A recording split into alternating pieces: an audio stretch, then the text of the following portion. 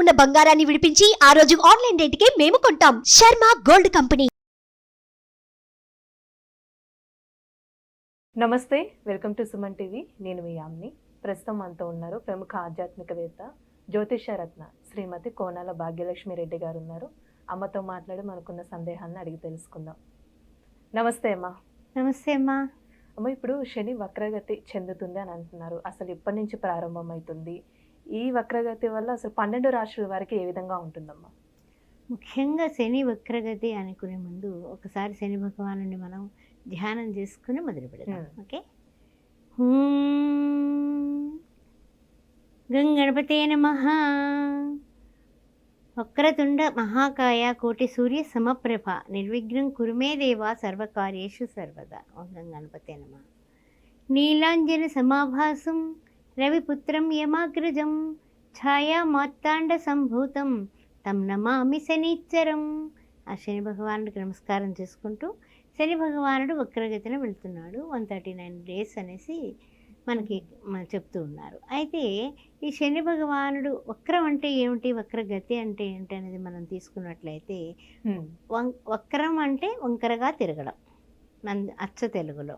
అయితే ఏమిటంటే దానికి అసలు శని భగవానుడు దేనికి కారకత్వం వహిస్తాడు అని మనం ఆలోచించినట్లయితే కనుక ఆయుష్కి ఆయనే, విచారానికి ఆయనే, దుఃఖానికి ఆయనే, తర్వాత రోగానికి ఆయనే, మన రూపం బాగుండడానికి బాగోకపోవడానికి కురూపత్వంగా ఉండడానికి కూడా శని భగవానుడే కారకత్వము. తర్వాత మోసకారిగా మనం బతకాలన్నా, భయంకరంగా అవతలి వాళ్ళని భయపెట్టాలన్నా కూడా ఈ శని యొక్క ప్రభావం మనిషి జీవితం మీద ఎక్కువ ఉంటుంది. కొంతమంది ఇనుప వ్యాపారం చేస్తారు, బ్రహ్మాండంగా ఫ్యాక్టరీలు సంపాదించేసుకుంటారు. కొంతమంది ఓన్లీ నూనె అమ్ముతారు, ఇంక వేరే ఏమీ అమ్మరు. వాళ్ళ పేరు నూనె ప్లస్ అనేసి ఆయిల్ వాళ్ళని ఏదో పిలుస్తూ ఉంటారు మర్చెంట్స్. ఎందుకని అంటే ఏంటో శని కటాక్షం బాగుంది. కొంతమంది ఓన్లీ వైన్ షాప్లే పెడతారు, మద్యపానం అనేది విక్రయిస్తూ ఉంటారు. అవన్నీ కూడా ఎందుకంటే వాళ్ళకి దానిలో అది కూడా శని భగవానుడి యొక్క దయ. అంటే ఏమిటంటే ఏమైతే కష్టాలు, నష్టాలు, బాధలు, బెంగల్ అన్నీ ఉంటాయో అలాగే సుఖాలు, ఆ సుఖాల్లో ఏ ఏ వ్యాపారాలు ఈ శని భగవానుడు కటాక్షం అంటే లాభిస్తాయో కూడా మనం ఇక్కడ తెలుసుకోవాల్సిన విషయం. అలాంటిది కొంతమంది మాంసం విక్రయిస్తారు, అది కూడా శని భగవానుడే. హోటల్స్, రెస్టారెంట్లు, పబ్బులు, రాత్రి మాటలు వెళ్ళేటటువంటి క్లబ్బులు, పబ్బులు అన్నింటికీ ఈయనే. పాడుపడిన ఇళ్ళు, పాత వస్త్రాలు, విరిగిపోయిన వస్త్రాలు ఇంట్లో ఉంచుకోవద్దని చెప్తూ ఉంటాం కదా, వాటిలన్నింటికీ శని భగవానుడే కారకుడు. అందువల్ల మకరం, కుంభం కూడా ఆయన ఆధిపత్యం సాధిస్తూ ఉంటాడు. ఆయనకి ఏంటంటే జూదం ఆడే వాళ్ళలో శని భగవానుడు వెళ్ళి కూర్చుంటాడు. అయితే కుబేరులన్నా అవుతారు, లేదా పాతాళానికి వెళ్ళిపోయేటట్టు చేస్తాడు. సరే, ఇంతే బాగుంది కదా. మరి అష్టమాధిపతిగా శని భగవానుడు ఉన్నాడు. మరి ఈ శని భగవానుడికి అష్టమాధిపతిగా ఉన్నాడు అనుకోండి, వాళ్ళకి ఏంటంటే కష్టాలు, నిష్ఠూరాలు, మరణం ఇలాంటివి కూడా తొందరగా సంభవించే యోగం ఉంది. కాబట్టి శని అంటే అమ్మో శని, లేకపోతే ఎవరైనా జిడ్లా పట్టుకున్నారనుకోండి, శనిలా పట్టుకున్నావు, ఇలాంటి మాటలు మనకు వాడుకగా వచ్చేసాయి.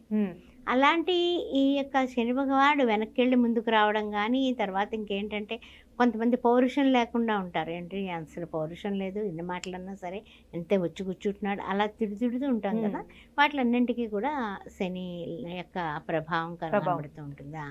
అయితే ఏంటంటే కనుక ఒక్క పనికి 3 సార్లు హార్డ్ వర్క్ చేస్తే తప్ప సక్సెస్ అవ్వలేరు. ఇది కూడా శని యొక్క ప్రభావమే. ఈ శని ప్రభావ కారకత్వాలు మనం చెప్పుకున్నాం కదా. ఇంకా మనం విషయంలోకి వెళ్ళిపోదాం. 12 రాశుల వారికి శని భగవానుడు వలన కలిగేటటువంటి శుభ లేకపోతే ఏమైనా కష్టాలు పెడతాడా, ఏ రాశుల వారికి ఎలా ఉండబోతుంది అనే విషయాన్ని మనం ఇప్పుడు పరిశీలిద్దాం. ఈ శని వక్రగతి వల్ల సింహరాశి వారికి ఏ విధంగా ఉంటుంది, వీరికి సంబంధించిన పరిహారం కూడా మాకు తెలియచేయాలమ్మా మీరు. తప్పనిసరిగానమ్మా. సింహరాశిలో ఉన్నటువంటి మఖ, పుబ్బ, ఉత్తర, ప్రథమార్థం శని భగవానుడు వీరికి 6-7 రాశులకి సంబంధించిన రాశ్యాధిపతి. అయితే ఈ సింహరాశి వారికి రవికి పుత్రుడే కదా శని భగవానుడు. వీళ్ళిద్దరికీ కూడా ఏంటంటే కొంచెం యాంటీ అనేది ఎప్పుడు కూడా నడిచేటటువంటి విషయం మనందరికీ తెలుసు. అయితే ఈ శని భగవానుడు ఏం చేస్తాడంటే కనుక వైవాహిక ఇబ్బందులు సింహరాశి వారికి స్టార్ట్. అంటే భార్యాభర్తల మధ్య భార్యాభర్తల మధ్య మాట పట్టింపులు, మనస్పర్ధలు, ఉమ్, లేకపోతే తెగేదాకా లాగేద్దాం అనేటటువంటి వైనం, ఈ విధంగా కొంచెం ఏంటంటే డిస్కషన్స్ ఎక్కువైపోతూ ఉంటాయి. ఉమ్, ఉమ్, తర్వాత ఏంటంటే పెళ్ళి కావాలి అని ప్రయత్నం చేసేటటువంటి వాళ్ళకి ఎందుకు కుదరడం లేదు అని ఆలోచించినట్లయితే జాతక చక్రంలో కొంచెం ప్రాబ్లమ్స్ అన్నీ కూడా ఇప్పుడు ఈ 139 రోజుల్లో వీళ్ళకి బయటపడి వాటికి సంబంధించిన రెమెడీస్ చేసుకోవడానికి రెడీ అయిపోతారు. ఉమ్, అంటే పెళ్ళికి కూడా ఇబ్బందే పెడతాడు. ఉమ్, సో భార్యాభర్తలకి ఇది గొడవే, పెళ్ళి కాని వాళ్ళకి గొడవే, పెళ్ళి అయిన వాళ్ళకి గొడవే, రెండింటికి కూడా ఇది. వ్యాపారంలో ఇంకా ఎలా ముందుకు వెళ్ళాలి, ఎలా ఇంప్రూవ్ చేయాలి అని తెగ బుర్రలు బద్దలు కొట్టుకుని మరీ ఆలోచించేస్తూ ఉంటారు. కానీ ఐడియాలు రావు. వచ్చిన ఐడియాలన్నీ కూడా ఏంటంటే అది సక్సెస్ఫుల్ ఐడియాలు కాదు అని వీళ్ళే అనుమానాలు పెట్టేసుకుంటారు. ఉమ్, ఆ విధంగా కూడా ప్రతిదీ కూడా చెక్ చేసుకోవడానికి, అంటే ఏంటి, ఇది నేను చేయొచ్చా చేయకూడదా, ఇది చేస్తే దీనివల్ల మనకి ఎంత లాభం వస్తుంది, మన కుటుంబానికి మంత్కి ఎంత ఖర్చు అవుతుంది అనే బేరీజ్ వేసుకొని ప్రతిదీ కూడా పెట్టుబడులు పెట్టేటప్పుడు కాస్త జాగ్రత్తగా చూసుకొని కలిసి వస్తేనే పెట్టండి, లేకపోతే ఆగండి. అంతేగాని 139 రోజుల్లోనే నేను లాటరీ కొట్టేస్తానంటే కొట్టకపోవచ్చు, కానీ మనకు రొటీన్ వెళ్ళిపోవాలి కదా, సామాన్యంగా నడిచేది నడిచిపోవాలి. వ్యాపారంలో ఉన్నా, వృత్తుల్లో ఉన్నా, ఉద్యోగాల్లో ఉన్నా, దేనిలో ఉన్నా రొటీన్ ఖర్చు, రొటీన్ ఏది తగ్గదు కదా. కానీ ఏంటంటే ఇంకా ఇతరైనటువంటి అతి ఖర్చులు మీద పడినప్పుడు మరి అప్పుడు ఇబ్బంది పడతారు కదా. అందుకని కొంచెం జాగ్రత్తగానే పెట్టుబడి విషయంలో తెలివితేటలుగా ఉండండి. అంతగాని నష్టపోతారని నేను చెప్పట్లేదు, జాగ్రత్త. అలానమ్మా ఇప్పుడు కోర్టు సమస్యలు ఉన్న వాళ్ళకి ఏ విధంగా ఉండొచ్చమ్మా మరి? అయితే ఏంటంటే కొంచెం హెల్త్ రీత్యా కూడా కాస్త జాగ్రత్తలే తీసుకోవాలి. హెల్త్ కొంచెం డిస్టర్బ్ అయ్యే విషయం ఉంది. కోర్టు వ్యవహారాలు వీటికి కూడా కొంచెం తిరుగుడు ఎక్కువగా ఉంటుంది. ఒకటేసారి పని కాదు. అంటే ఒకేసారి ఇంక వేళ వచ్చేస్తుంది, వాయిదా పడదు, ఈ వాయిదాతో సరే అనుకుంటే మళ్ళీ వాయిదా పడుతుంది, అది కొంచెం చిరాకు వస్తుంది. తర్వాత ముఖ్యంగా ఏమిటంటే కనుక కొన్ని లోన్స్ అవిని మనకి ఏంటంటే శాంక్షన్ అవుతాయని ఆలోచిస్తూ ఉంటాము, అవి కూడా కొంచెం పెండింగ్ పడ్డాం. ఈ విధంగా కొంచెం ఏంటంటే అన్ని విషయాల్లోనే కూడా కొంచెం ఆరోగ్య విషయం ఏమిటి, తర్వాత కొన్ని విషయాలు ఏంటి, పిల్లలకి ఏదైనా మనము ఎక్కడైనా అబ్రాడ్ వెళ్ళడానికి వాటికి అవకాశాలు ఉన్నాయా, ఎలాగో మనం ప్రయత్నం చేద్దాం అనుకున్నప్పుడు కూడా అవి కూడా ఏంటంటే అందుతున్నాయి దూరపు దాక్ష పళ్ళు పుల్లన అన్నట్టుగా అవుతూ ఉంటుంది అనమాట. అందువల్ల గట్టి ప్రయత్నం చేయాలి.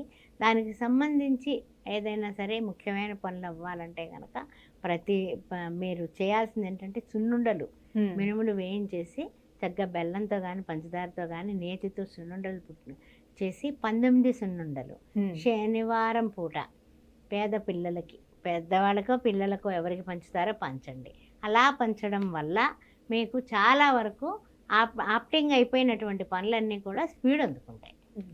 అలానమ్మా ఏమైనా శుభకార్యాలు జరిగే అవకాశం ఉందంటారా? శుభకార్యాలు జరుగుతాయి, కానీ ఏంటంటే కొంచెం మీకు ఆరోగ్యం విషయంలో కొంచెం భద్రత తీసుకొని శుభకార్యాలు చేసుకోండి. అంతేగాని శుభకార్యం మన ఇంట్లో పనే కదా అని మనం కింద పడి మీద పడి అన్నీ చేసి ఆ తర్వాత అనారోగ్యం పాలయ్యేటటువంటి సూచనలు ఉన్నాయి. కాబట్టి ఆరోగ్య విషయంలో జాగ్రత్త. సూర్య నమస్కారాలు మానకండి, విడవకండి.